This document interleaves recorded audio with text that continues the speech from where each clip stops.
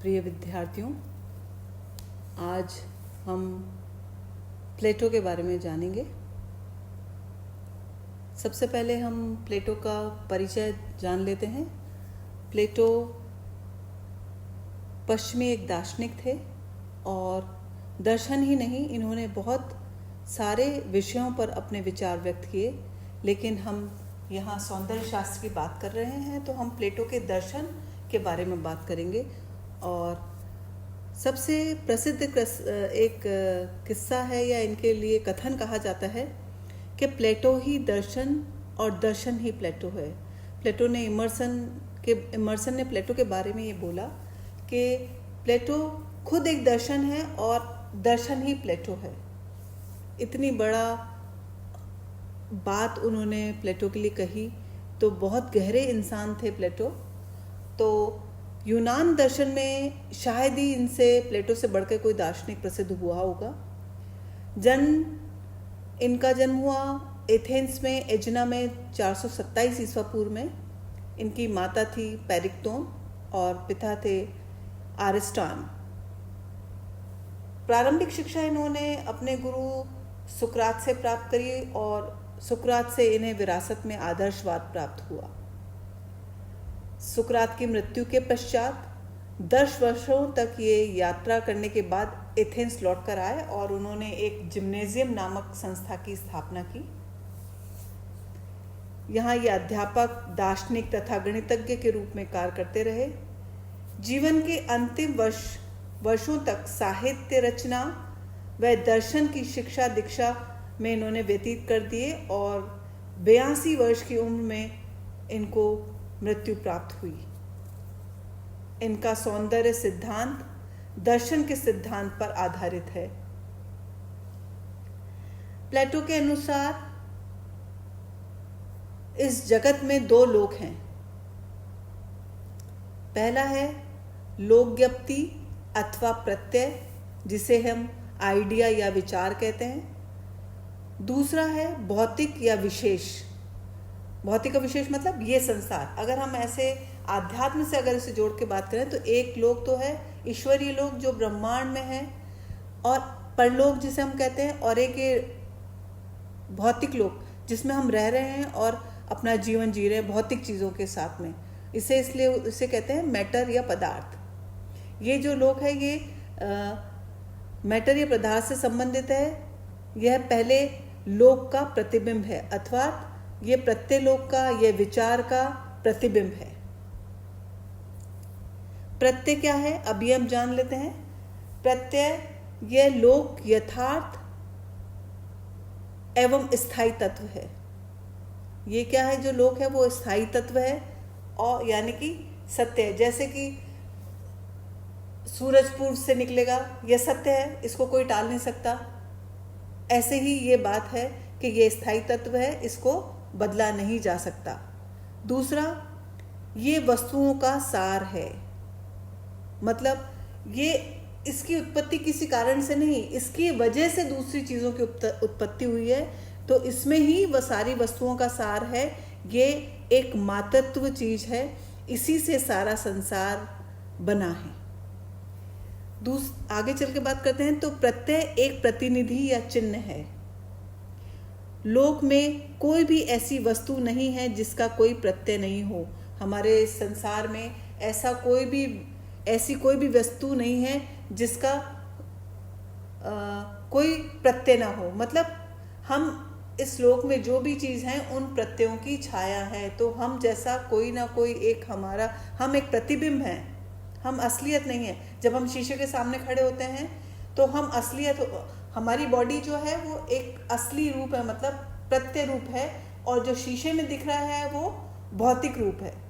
तो उनका कहना है कि इस लोक में, इस संसार में ऐसी कोई चीज़ नहीं जिसका प्रत्यय ना हो। ठीक है। सभी प्रत्यय व्यवस्थित, संगठित, स्थायी, अपरिवर्तित और तर्कसंगत है।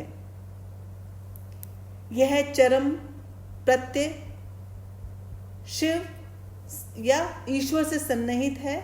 यह संपूर्ण ब्रह्मांड में प्राप्त है। जिस प्रकार ईश्वर पूरे कण कण में व्याप्त है, ऐसे ही प्रत्यय इस भौतिक जगत के कण कण में व्याप्त है। अतः प्रत्यय प्रधान तत्व है एवं सभी वस्तुएं उसका कारण है। मतलब सूरज की वजह से धरती पर रोशनी है, तो प्रत्यय कौन हुआ? सूरज। और रोशनी क्या हुई? जो धरती पे पड़ रही है। तो अब हमें दिख रहा है कि ये घोड़ा है, ये पेड़ है, ये पौधे है, तो किसकी रोशनी से दिख रहे हैं? सूरज की रोशनी से। तो अर्थात जो सूरज है वो प्रत्यय के समान है और हम लोग उसकी परछाई हैं। प्रत्यय के अस्तित्व से ही विशेष वस्तुओं का अस्तित्व है, यानी कि प्रत्यय है तभी विशेष वस्तुओं का अस्तित्व है। अतः प्रत्यय प्रधान तत्व एवं सभी वस्तुओं का कारण है। आत्मा में प्रत्यय का संचय रहता है। मतलब आत्मा हमारे, जब हम भौतिक जगत की बात कर रहे हैं और हम इस मानव जीवन की बात करते हैं, तो हमारी जो आत्मा है उसमें प्रत्ययों का संचयन है। मतलब सत्य यहाँ है, ईश्वर हमारे आत्मा में है। जब आत्मा शरीर में प्रवेश लेती है तो वस्तुओं का इंद्रिय बोध इन प्रत्ययों को जागृत करने में सहायता करता है। जब कहते हैं कि जब ये आत्मा हमारे शरीर में प्रवेश लेती है तो जो वस्तुओं को जानने का जो हमारा इंद्रिय बोध है वो जागृत होता है और उसे जानने के लिए हमें सहायता देता है। अतः इस प्रकार कहा जा सकता है कि संसार की सारी वस्तुएं सौंदर्य नहीं वरन वे वस्तु प्रत्यय के प्रतिबिंब हैं। मतलब क्या है? हम उस जो सत्य है उसके प्रतिबिंब हैं। हम जैसे कि हम एक उदाहरण लेते हैं कि जैसे कि सूर्य है, जैसा मैंने भी आपको उदाहरण दिया था, सूर्य है और उसकी रोशनी से ही हमें इस धरती के हर चीज़ नज़र आती है। पेड़ नज़र आता है, पौधा नज़र आता है, जानवर नज़र आते हैं। तो मेन चीज़ क्या हुई? सूर्य। उसकी किरणों से, उसकी रोशनी से हम पर पड़ती है तो हम नज़र आते हैं। तो ऐसे ही जब प्रत्यय है तो विशेष नज़र आते हैं। इसी आगे चल के हम बात करते हैं प्लेटो के अनुसार। प्लेटो ने कहा कि ज्ञान भी 3 प्रकार के होते हैं। अब कौन कौन से ज्ञान होते हैं? पहला ज्ञान है प्रत्ययमूलक ज्ञान अर्थात आदर्श ज्ञान। इस ज्ञान में क्या होता है?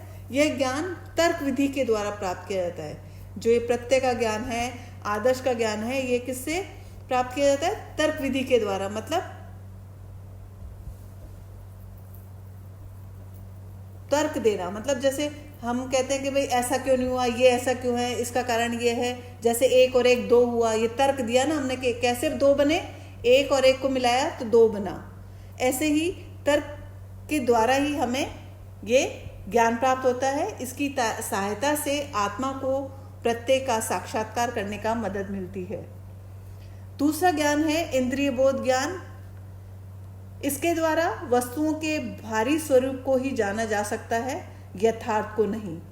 इससे हम क्या करते हैं? वस्तुओं के भारी रूप को जानते हैं लेकिन उसकी जो सत्यता है उसको नहीं जान सकते। सिर्फ भारी आवरण को हम पहचान सकते हैं। तीसरा जो ज्ञान है विचार या अभिमत का ज्ञान। इस ज्ञान के द्वारा यह व्यक्ति के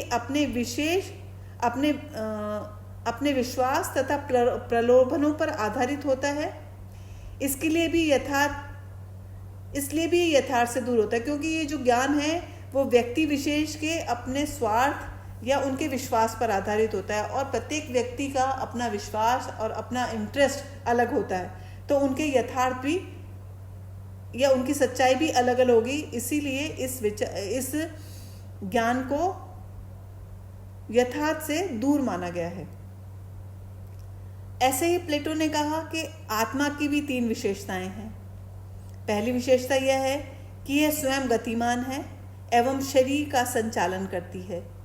दूसरा, इसके काम की मूल प्रेरणा है जो निम्न धरातल पर ऐंतिक प्रेम से आकर्षित होती है, परंतु फिर यथार्थ सौंदर्य तथा शिव से मतलब सत्य से आकर्षित होने पर वह वापस अपने मूल स्थान पर लौट जाती है।